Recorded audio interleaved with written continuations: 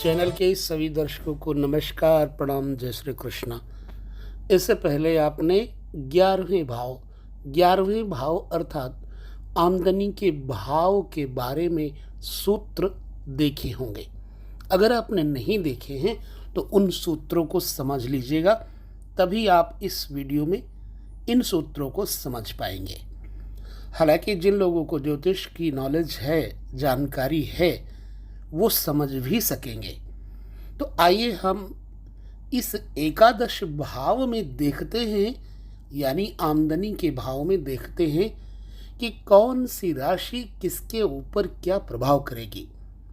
प्रत्येक व्यक्ति की जन्म कुंडली में 11वें भाव के भिन्न भिन्न राशियां होती हैं और उन राशियों के अनुसार भिन्न भिन्न फलादेश होता है। तो आइए हम इन सूत्रों में भिन्न भिन्न फलादेश देखते हुए चलते हैं। सबसे पहले हम लेंगे 11वें घर में मेष राशि की चर्चा। मेष राशि अगर 11वें घर में है तो लग्न बनेगा मिथुन। मिथुन लग्न वालों का एकादशेश हो जाता है मंगल, और छठे स्थानों का स्वामी भी मंगल ही बनता है। एक तो करेला और दूसरे नीम चढ़ा। पहले तो हिंसा का कारक, पुनः अन्य हिंसा स्थान यानी एकादश। 11वां घर छठे से छठा आता है और छठे से छठे का स्वामी, अतः मंगल में हिंसा तो कूट कूट कर भरी ही होती है, आप जानते हैं।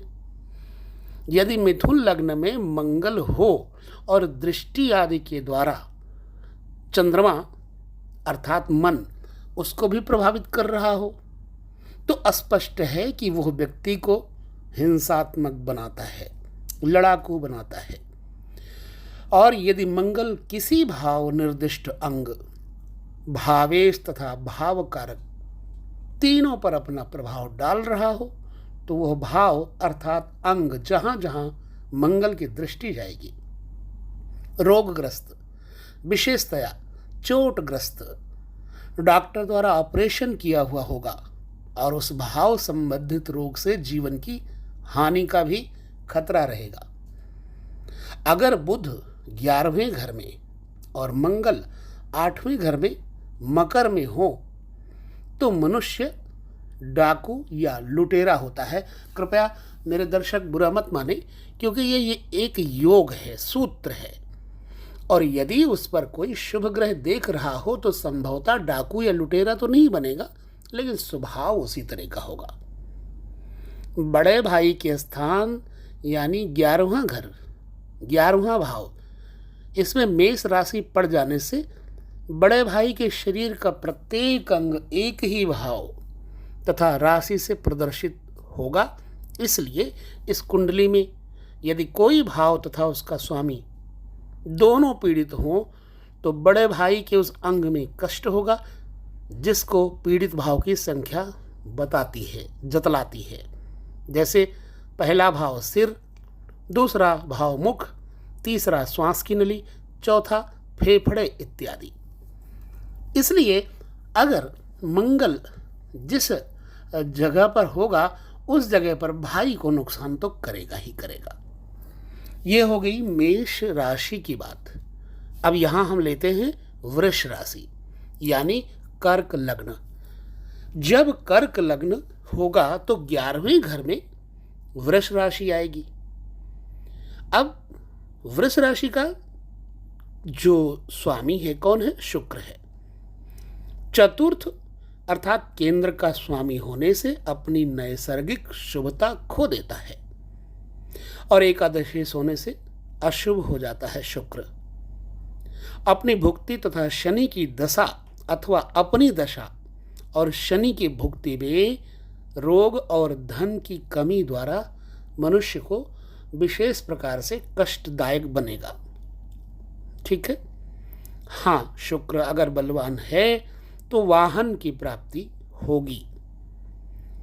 यदि शुक्र राहु के साथ 12वें घर में हो जाए तो घर निवास स्थान मतलब नष्ट हो जाता है, क्योंकि राहु का प्रभाव न केवल शुक्र पर अपितु चतुर्थ भाव, क्योंकि चतुर्थ में भी तो राहु शुक्र की ही राशि है, नष्ट हो जाता है घर, क्योंकि राहु का प्रभाव न केवल शुक्र पर, चतुर्थ घर पर भी होता है, पंचम दृष्टि द्वारा भी होता है।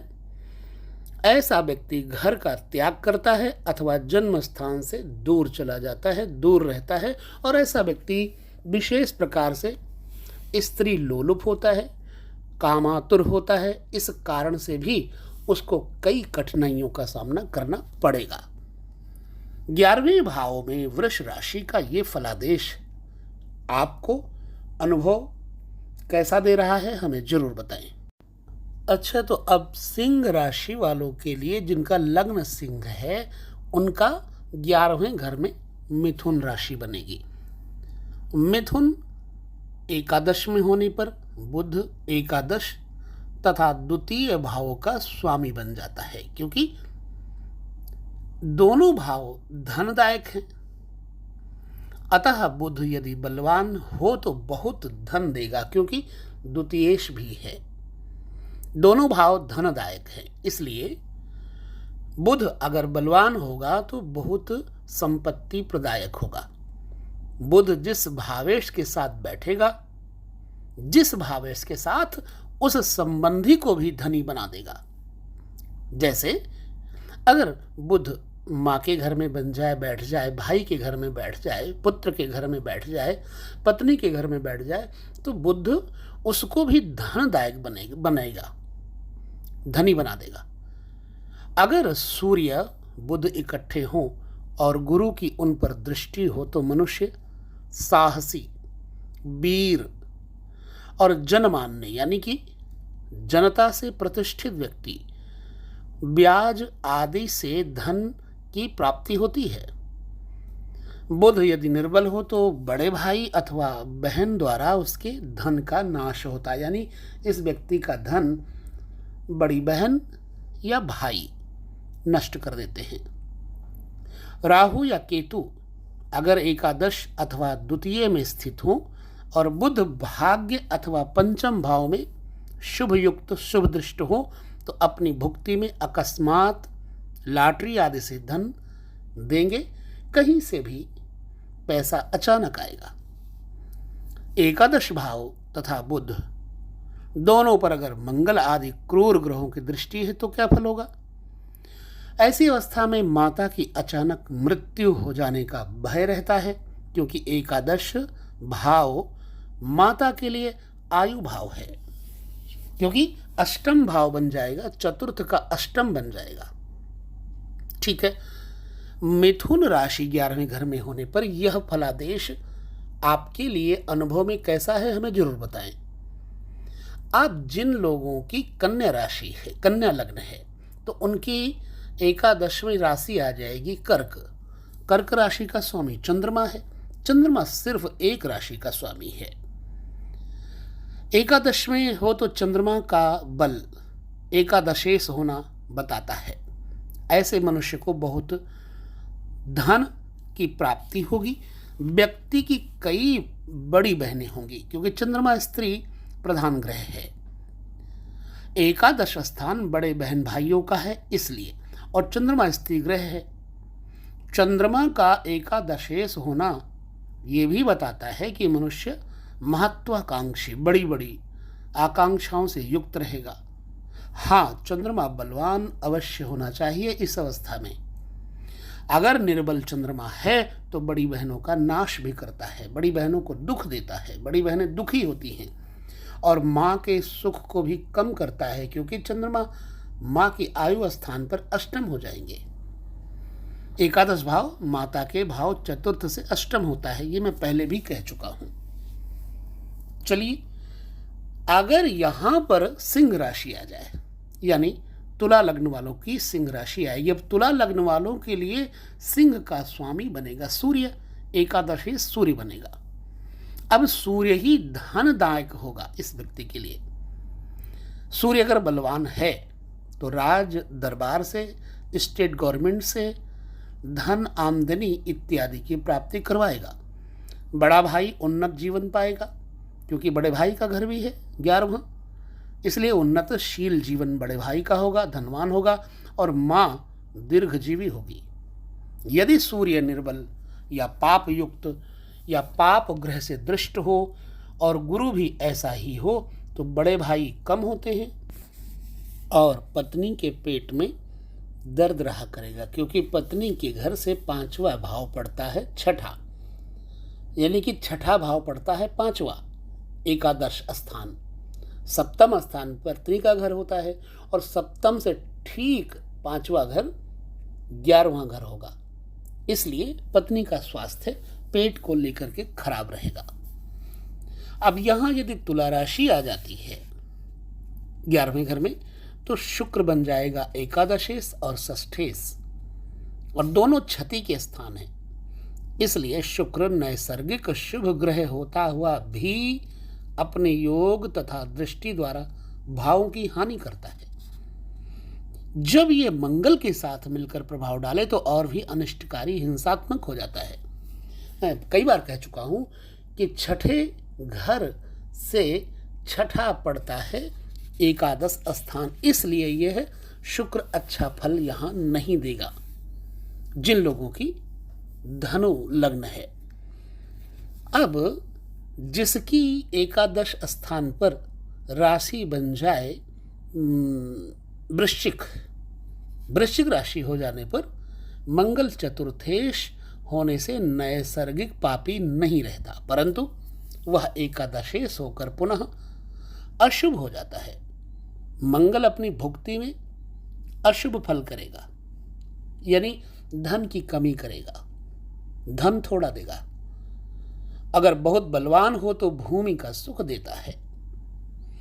शनि के साथ मिलकर यदि किसी भावेश तथा उसके कारक पर युति अथवा दृष्टि द्वारा प्रभाव डाले तो व्यक्ति जानबूझकर उस व्यक्ति के विरुद्ध आचरण करता है, क्योंकि शनि सेल्फ रूप है, निज रूप है, और मंगल बाहु स्थान का स्वामी, 11वां घर बाहु स्थान है होने से सेल्फ का प्रतिनिधि बनता है। जैसे मंगल तथा शनि दोनों चंद्रमा तथा शुक्र पर दृष्टि डालें तो व्यक्ति अपनी पत्नी का विरोधी होगा और उसको मार डालने पर उतारू हो जाएगा।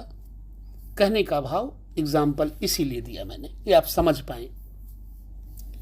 अब यदि धनु राशि बन जाती है 11वें घर में तो यहां पर धनेश आमदनी का कारक बन जाएगा बृहस्पति। राशि एकादश में हो तो गुरु धन कारक होने के कारण वैल्यू का प्रतिनिधि है, अर्थात मूल्य का प्रतिनिधि है, और लाभेश होने से अधिक वैल्यूएबल है, मूल्यवान है। पुनश्च इस बात का ध्यान करना, धन का स्वामी होने से और भी अधिक मूल्य को दर्शाता है। ऐसी अवस्था में स्पष्ट है कि ऐसा गुरु जिस भावेश आदि पर अपनी दृष्टि द्वारा प्रभाव डालेगा उस भावेश को मूल्यवान बनाएगा, वैल्यूएबल बनाएगा, धनवान बनाएगा, ऊंचे स्तर का बना देगा। जैसे गुरु मंगल और सूर्य को देखे तो राज्य देगा, क्योंकि सूर्य राज्य कारक है और मंगल दशमेश यानी राज्येश है। इसी प्रकार यदि गुरु चतुर्थ भाव तथा उसके स्वामी शुक्र को देखे तो सुखी वाहन, बहुत बड़े लग्जरीज वाहन की प्राप्ति होती है, भूमि का मालिक अवश्य बना देता है। अतः कुंभ लग्न वाले इस विषय में अन्य लग्न वालों की अपेक्षा विशेष भाग्यशाली होते हैं, ये मैंने देखा है। अब मीन लग्न वालों का 11वें घर में मकर राशि बनेगी, इसलिए द्वादशेश और एकादशेश यानी व्यय का स्वामी और आमदनी का स्वामी शनि है। तो इसलिए बड़ा भाई प्रायः कर्कश वाणी बोलने वाला होगा, स्वभाव में कर्कशपना होगा, क्योंकि बड़े भाई का द्वादश स्थान बड़े भाई का मुख होता है। शनि यदि बलवान हो तो व्यक्ति की बड़ी बहनें होती हैं, भूमि से लाभ होता है। यदि शनि निर्बल हो तो बड़े भाई अथवा बहन द्वारा धन का विनाश भी होता है। अतः यह देखना आपको बड़े आसानी से आ जाएगा। चलिए, अगर मेष लग्न है किसी का तो मेष लग्न वालों का एकादशेश और दशमेश शनि ही बनेगा। अशुभ फल करता है थोड़ा धन देता है। अगर शनि बलवान हो तो व्यक्ति भाई के लिए कार्य करता है, बड़े भाई के लिए अपने सारे कार्य को करता है और भूमि की कमाई करता है, जमीन जायदाद बना लेता है बड़े भाई की बदौलत। ठीक है।